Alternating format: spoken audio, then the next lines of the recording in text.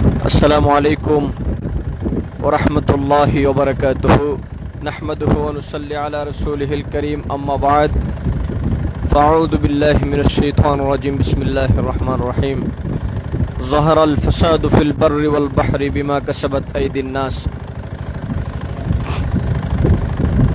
صدق الله مولانا العظيم وصدق رسوله النبي الحبيب الكريم ونحن على ذلك من الشاهدين والشاكرين والحمد لله رب العالمين কাছে দূরের দেশ প্রবাসীরা আমাদেরকে যারা দেখছেন সকলকে আন্তরিক মোবারকবাদ ও শুভেচ্ছা। প্রিয় সুধী, আমরা এখন আজমেরীগঞ্জ থেকে মিঠামইন উপজেলার দিকে আমরা রওনা হয়েছি।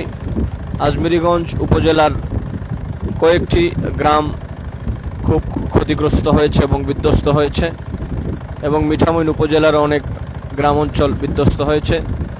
তো আমরা গত কিছুদিন আগে ইনশাল্লাহ আমরা এসেছিলাম। আজকে আমরা আমাদের খাজা গরিব নওয়াজ ওয়েলফেয়ার ফাউন্ডেশনের পক্ষ থেকে আমরা আজকে বের হয়েছি একটা জটিকা সফরে।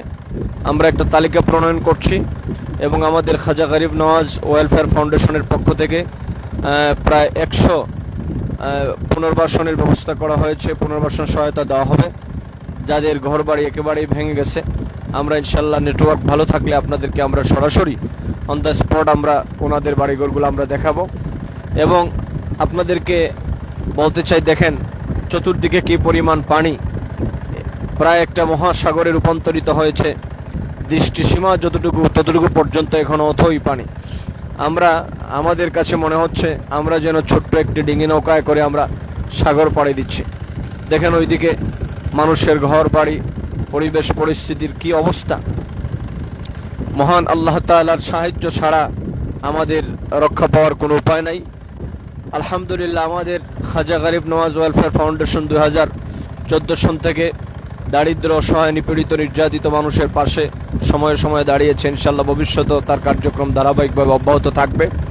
তো দেশ বিদেশ থেকে আমাদেরকে অনেকে সহযোগিতা করেছেন। আমাদের ত্রাণ তহবিল আমরা করেছি, এখানের মধ্যে অনেকে সহযোগিতা করেছেন এবং আমাদের পুনর্বাসন সহায়তার যে আমরা একটা ব্যবস্থা করেছি সহায়তার জন্য, এখানে অনেকে সহযোগিতা করেছেন। বিশেষ করে আমার বিশ্ববিদ্যালয় জীবনের আমার দুইজন সঙ্গী, এখন তারা স্বামী স্ত্রী, কানাডা প্রবাসী জনাব বজরুল ইসলাম ও তার স্ত্রী নওরিন, তারা কানাডা প্রবাসী। ওনারা 1 লক্ষ করে 2 লক্ষ টাকা ওনারা পুনর্বাসন সহায়তা প্রদান করেছেন এবং আমরা ইনশাল্লাহ চেষ্টা করব পানি একটু কমে গেলে, যেহেতু এইদিকে অথই পানি, তো আমরা ইনশাল্লাহ তালিকা প্রণয়নের কাজ আমরা চালু করেছি। ইনশাল্লাহ যদি পানি একটু কমে যায়, দেখেন পানি কিন্তু এইদিকে অনেক পানি, মানুষের বাড়িঘরগুলা এদিকে কিন্তু এখনও তলায় আছে।